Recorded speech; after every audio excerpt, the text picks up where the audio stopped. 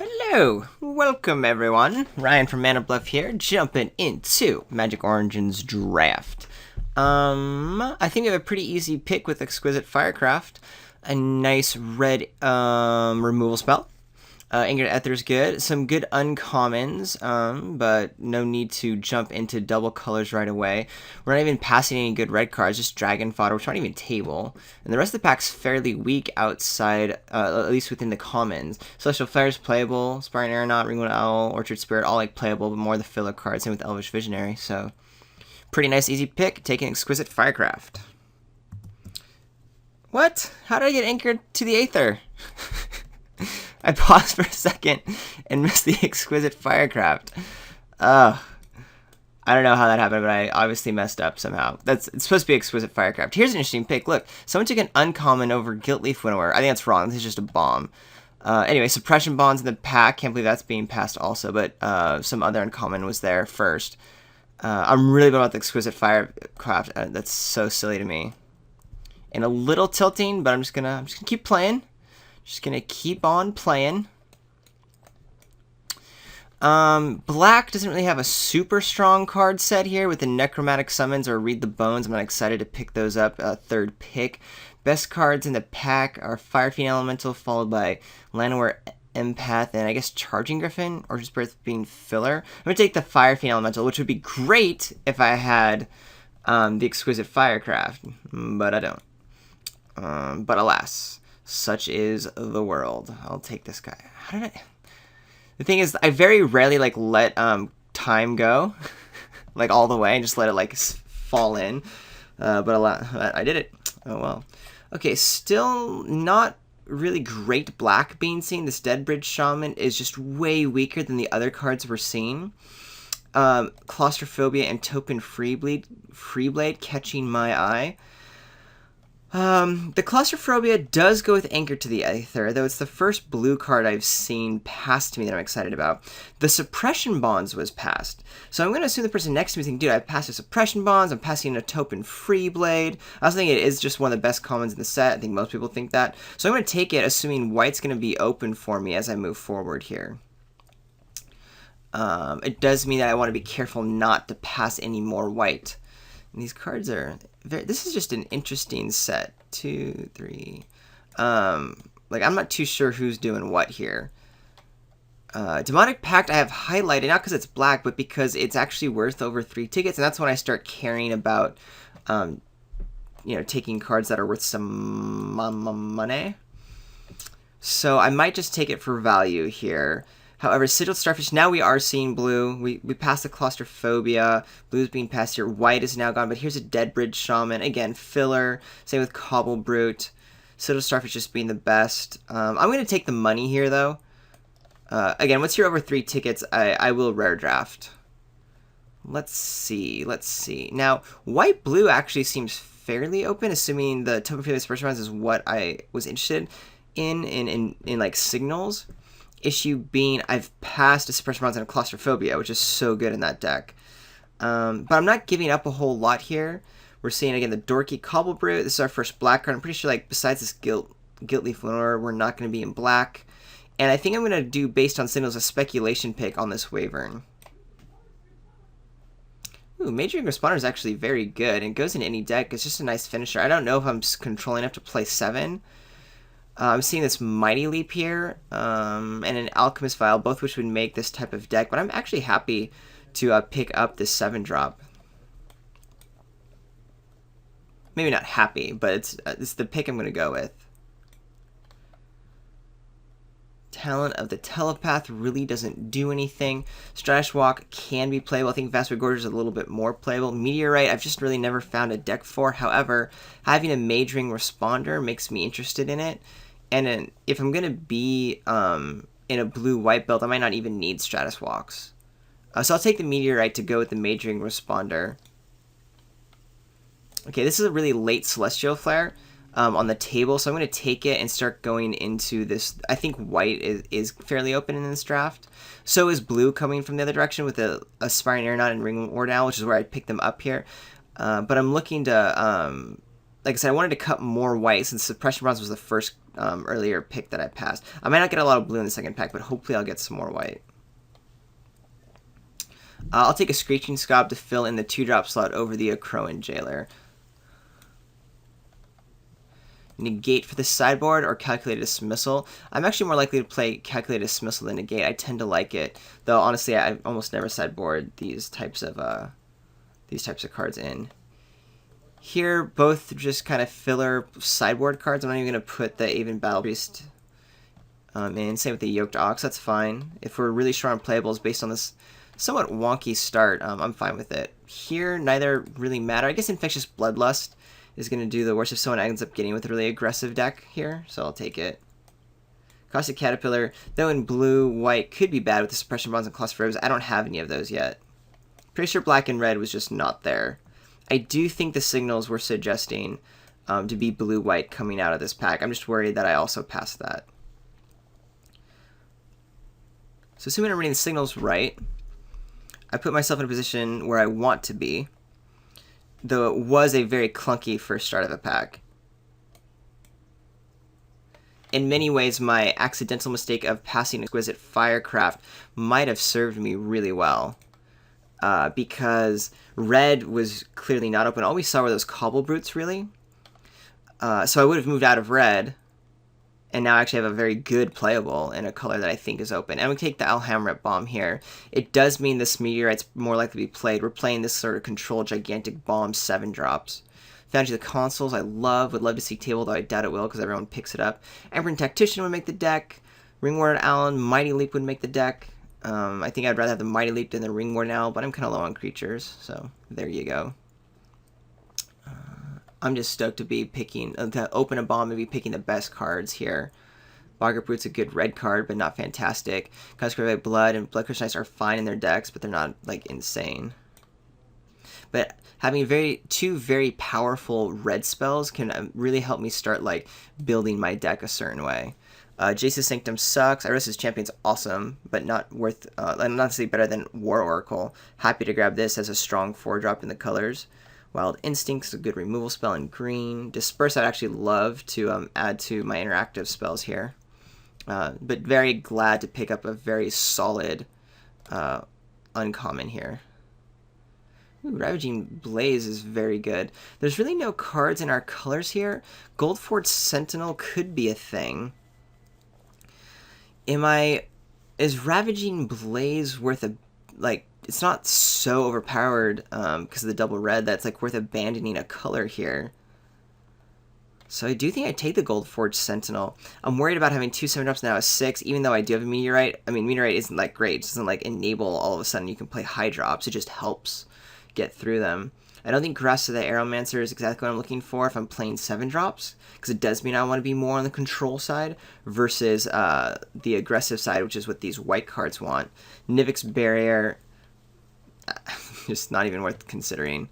If I'm short playables, I will play it. But I already have a Yoked Ox and even Battle. Well, Yoked Ox would kind of be more on the control route. And Goldforge Sentinel is certainly fine. It's just not great. Oof. Alright, so, starting to be pretty punished, it might seem, having passed that late Suppression Bronze and Claustrophobia, seeing as our colors are completely dried up right now.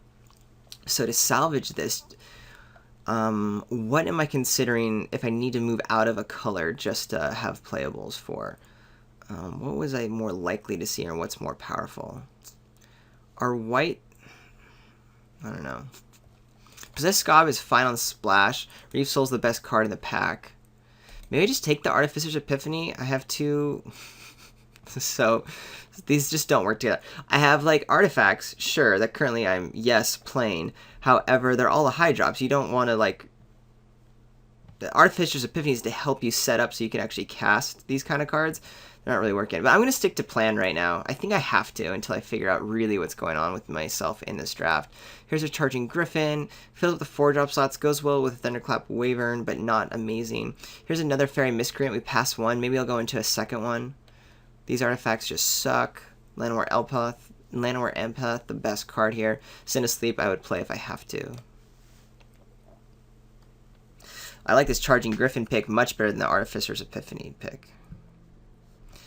This curve is not particularly amazing. I'll take the Auramancer, because I am in colors where I might have like Claustrophobia and Suppression Bonds, but that tends to be a nombo. Mostly, I'm taking it because I need lower drops, and I'd rather have this than the Enlightened Mystic. Note to self, that is the third Fairy Miscreant coming around. I don't anticipate all of them tabling. Maybe if I had a second Thunderclap Wyvern, I'd be picking them higher. Some late red, which makes sense, because we didn't see any red in our first pack, so this is probably open to our left here. Is there any card that I'd actually play here? I guess maybe this Veteran Sidearm could work with the Epiphany. I don't love the card, but it's either that or Nivix Barrier, and I already have, like, I'm almost, like, full in my 4-drop slots. So yeah, I'll take it. It helps up some of the dorks that I have, the Auramancer, the Screeching Scob, and maybe if I get some more flyers, we just, like, pump out some flyers. I don't know. I'm not enthused, and I feel like this draft is starting to run away here. I guess I'm actually okay with another 2-drop. I'm not going to take another Veteran Sidearm for sure. Enthralling Victor again, red coming around late. Interesting, because I did pass that Exquisite Firecraft. I thought like maybe one of those would be there. Here's an interesting choice. Amprint Tactician, I think, tends to be better than Mighty Leap. However, what my deck's doing, the Tactician's not insane. And I actually wouldn't mind having more interactive spells to be playing around, or to be playing with, so I can stay alive to my big drops. But I think I'm more likely to be able to pick up a Mighty Leap or the 1-mana trick than I am just needing to like just have some solid creatures. Ooh, Disperse. That's a really great table there. And these were the only blue cards in the pack to begin with, so maybe blue is underdrafted, and there's just like this table we open some weak blue. I don't know. We'll see. Still makes me happy. I would even want this Alchemist Vial at this point, with how this deck's going. There's that barrier. Not surprised that it came around. We'll put it in a sideboard. We are not a Kythian Tactics deck. I am more likely at this point to put in a Yoke Dox and a Nivix Barrier when I'm short playables, in order to again draw out the game till I have my my nice big flying evasive, or just like kill everything spells down. Ooh. Another War Oracle. The only reason I'm not slamming it over Turn to Frog is that I have so many 4-drops, but it doesn't matter. It's too good, and it also helps me get to my late game. Yeah, I'm definitely taking War Oracle here. It means I'm probably going to cut one of these 4-drops, the Griffin or the Amprint Tacticians. Right now it's the Tacticians, because Griffin is a little more on what my game plan's doing. And I'm still worried about having filling out my 2- and 3-drop slot. Don't really want to fill out the 5-drop slot, but I guess Meteorite serves that purpose. Yeah. At least we have some nice, powerful 4s. Ooh, these are great cards. Exactly what I'm looking for. I think Harbinger of the Tides is exactly where I want to go. I would love this Jessian Thief. Slows everything down. But this Bouncer is pretty good. Is it better, though?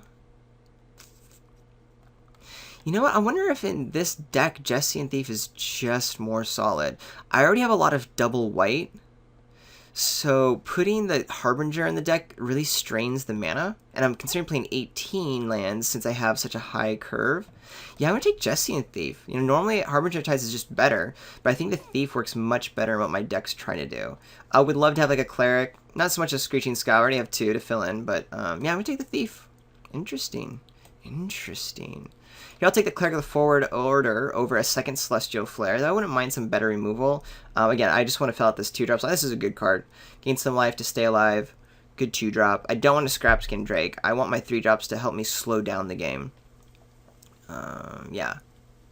I guess I wouldn't hate if a Celestial Flare came around later and it filled in my interactive spells. So I would love to upgrade like the Artificer's Epiphany and the Sidearm and all of that stuff. Bonding Construct's an option here. If I just want to be defensive and have a lower curve, that could get there. I mean, a Snapskin Drake is fine, but I'm not, again, aggressive. if I were to move into an aggressive build this late, I mean, the Wyvern works well with it, but like I don't have like, let's just say I had another Token Free Blade or some better 2-drops, then I'd be like, oh yeah, we can start slimming down these 7-drops, but that's not what my deck wants. Stratus Walk is an option, but I already have flyers, but it does work really nicely with like the War Oracle and Thunderclap Wyvern just to get this game on, or Stratus Walk on a Jessian Thief. You know, I think I'm going to take it here. I do have 14 creatures, and this actually seems to work well in the deck the more I look at it. So yeah, still a bunch of dorky spells, but very playable dorky spells. I don't want another 4-drop, but I'm taking it. I know, because there's no way I'm playing another Artificer's Epiphany, and I already have a Calculated Dismissal in the sideboard, which I'm not planning on playing ever. Yoked Ox might be played.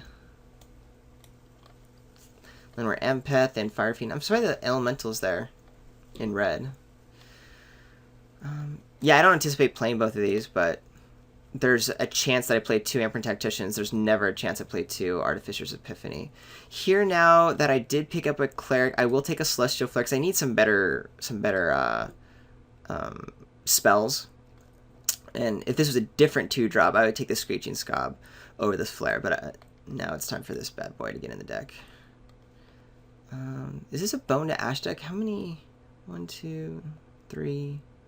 This is not a Bone to Ash deck. I'm taking it for the sideboard because, well, there's nothing else. I'm already hating that I'm playing 1 Veteran sidearm. Bone to Ash is fine if I really have an issue with a big old bomb. And if I had a really nice streamlined control deck where I was going, so then maybe JM Daytone would be a good sideboard pick. But I don't. I have a clunky setup here. Slowing things down. Pretty sure I am going to end up playing something like the Nivixberry and Yoked Ox. Probably just the Yoked Ox. Maybe it's just some sideboard fodder. Crow and Jailer, do I like that? I don't want another Send to Sleep. Deep Sea Terror, I already have my big drops. Yeah. We'll go ahead and put the Crow and Jailer in right now. Wow, Turn to Frog table, that's actually great for me. Yeah, it does seem like blue was open this draft and maybe just had a weak opening. Screeching Scob I will take and actually play. Scraps and Drake. 2 Drakes actually tabled? How interesting.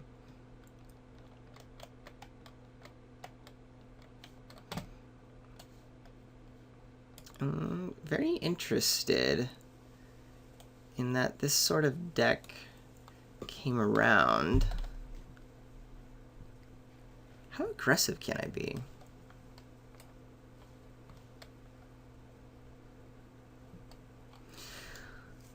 I don't think I can be that aggressive. I was considering, or what I'm looking at right now, ooh, I'm going to cut this Titan Strength. James Daytone.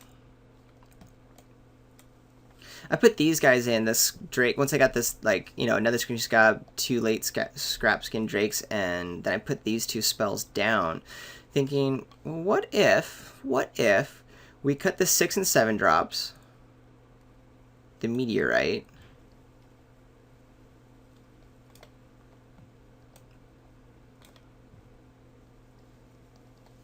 I might have the build of an aggressive deck here.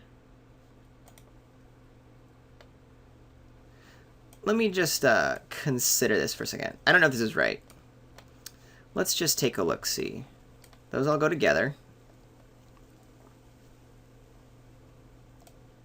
Jessian Thief is still okay. Veteran Side Turn Stress, send to Sleep.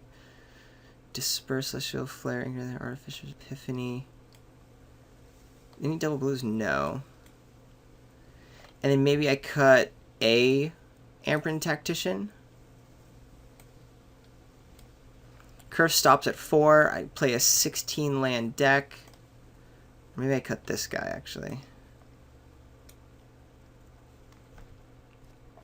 This actually has the makings of a fairly fast deck.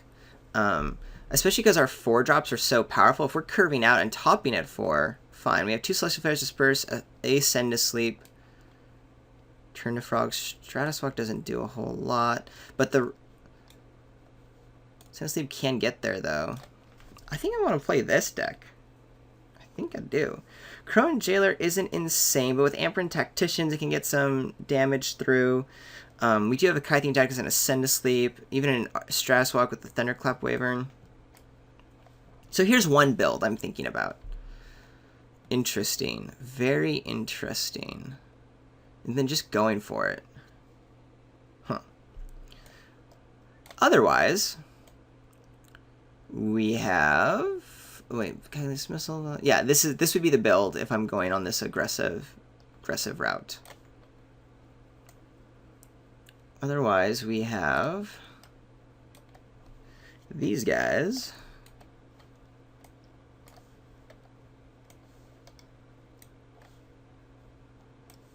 Hate the Drakes. Just hate them.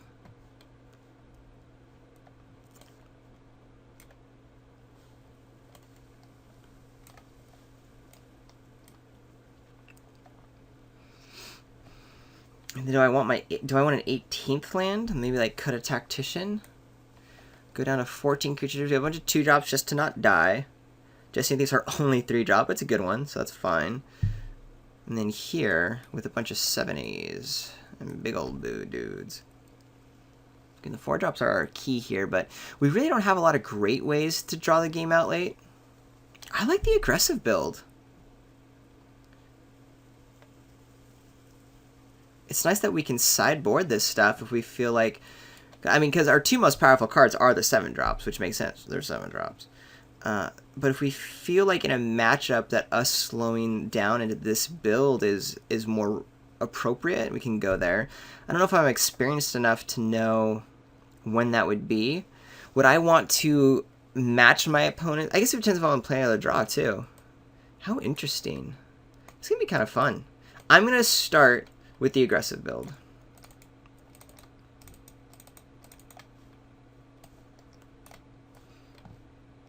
This is where we're going.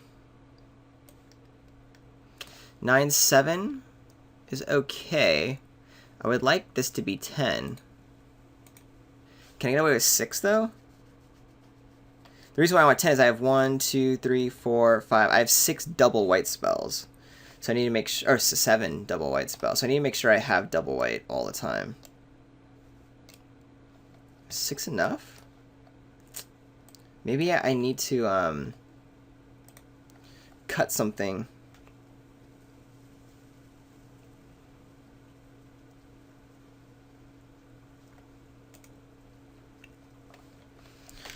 Do I cut an island or plains?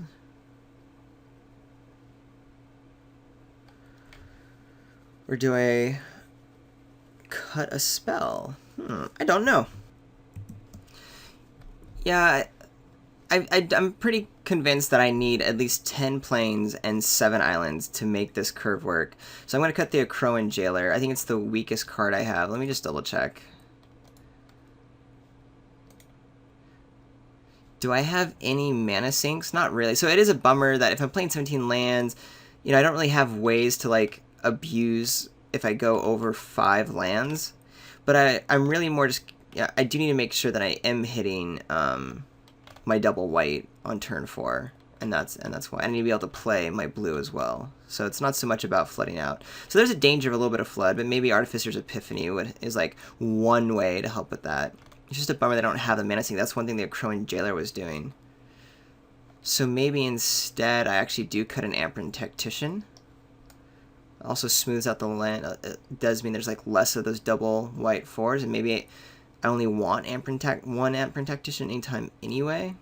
That makes sense. If I want to be going aggressive and lowering the curve, that's fine. And I like having the Crone Jailer as the mana sink in this build. Alright, cool. That's what it's going to be. How interesting. This is not my usual deck. It's out of my comfort zone, and I certainly don't think that I've built this...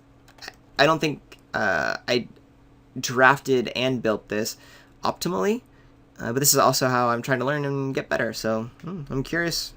Please leave comments. Help me know what you would do differently. If this was some good ideas or bad ideas. Anyway, on to round 1.